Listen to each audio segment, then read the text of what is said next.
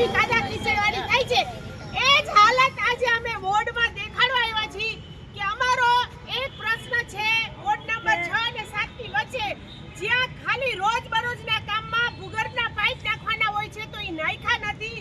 અને એક પ્રશ્ન છે વોર્ડ નંબર 6 નો, જ્યાં 12 માસ ખુલ્લી કેનાલ છે, અમારું રસોડું અહીંયા છે, કગડો મચ્છર કોઈ જાતની સફાઈ થતી નથી। ઓલા માજી રોજ ભરીને અમાર નાખે છે, અમે શેરીમાં હાલતા અત્યારે હજી 12 માસ પાણી હોય છે, 12 માસ અમારી શેરીમાં પાણી હોય છે, ફોન કરી કોઈ હોય છે, પાણી ભરાય નહીં એમ કે અમે આજે આવી છે, કોઈ આવીને પૂરો થાય। અમારે ચોમાસામાં એટલું પાણી ભરાયું કે જેથી કરીને અમને મજૂર માણસોને કોઈને પૈસા પણ પાસ નથી થયા। બોલીએ તો ખંભા રાખો ને ટીવ ન લે, મારો ખંભો તો હાથ રાખતો ને પૈસા પાસ થઈ ગયા છે।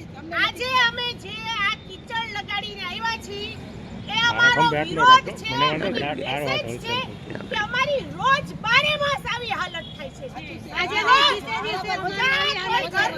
ઘરનું માણસ પડી જાય, વૃદ્ધ માણસ પડી જાય, કાં કોઈ બાળક પડી જાય, કાં કોઈ લેડીઝ પડી જાય, અને આજે અમે ત્યાં બેસવાના છીએ।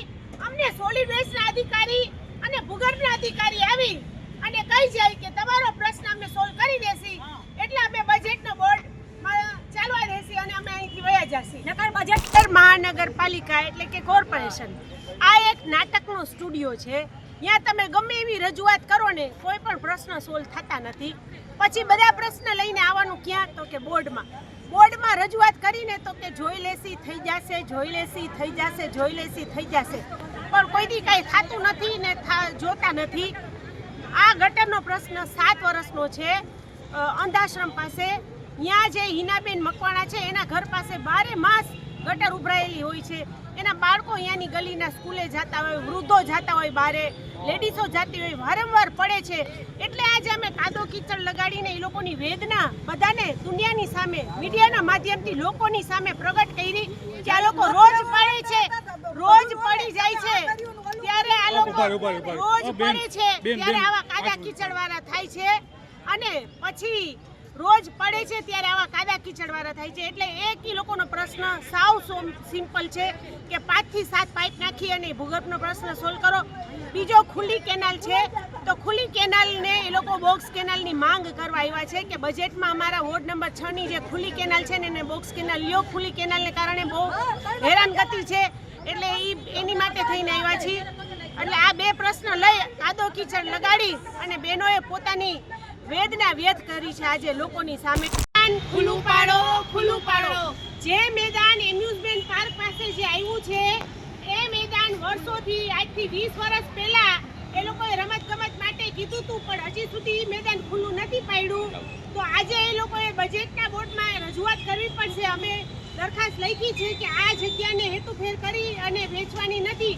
અમને એવું સાંભળવામાં આવ્યું છે કે એ જગ્યા હેતુફેર કરી અને કોઈ બિલ્ડરને વેચી નાખશે, તો જામનગરમાં ફૂટબોલ અને બાસ્કેટબોલનું મેદાન નથી, એની માટેનું રમતગમતનું મેદાન ખુલ્લું પાડો, ખુલ્લું પાડો। 15 વર્ષ પહેલા મેદાન જાહેર કર્યું છે ફૂટબોલ અને બાસ્કેટબોલ માટે, રમતગમત માટે, બધી રમતગમત માટે, પણ એ મેદાનને ખુલ્લું પાડતા નથી। ક્યાંક ને ક્યાંક હવે કોર્પોરેશનની દાનતમાં ખોટ આવી હોય અને હેતુફેર કરી અને જો આ જગ્યા વેચી તો શું કરશે। એટલા માટે અમારી માંગ છે કે જામનગરમાં આજના સ્ટુડન્ટ્સ અને વિદ્યાર્થીઓ સિલ્વર મેડલ, ગોલ્ડ મેડલ લઈ આવે છે, તો આ લોકોને એક મેદાનની જરૂર છે સ્પોર્ટ્સ માટે, રમતગમત માટે, કે એ લોકોને તમે એક મેદાન આપો। તો અમારી માંગ છે કે એ લોકો ફૂટબોલ અને બાસ્કેટબોલ માટે આ મેદાન જેમ બને એમ 15 વર્ષ પહેલાં જાહેર કર્યું હતું, તો હવે એ લોકોને રમવા માટે આ મેદાન ખુલ્લું પાડો અને કોઈ બિલ્ડરના કહેવાથી હેતુફેર કરી આ જગ્યા સ્પોર્ટ્સની છે એના માટે જ રહેવા દો, વેચે નહીં, એવી અમારી માંગ છે। સચોટ સમાચારો સૌથી ઝડપી મેળવવા માટે અમારી ચેનલને સબસ્ક્રાઇબ કરો।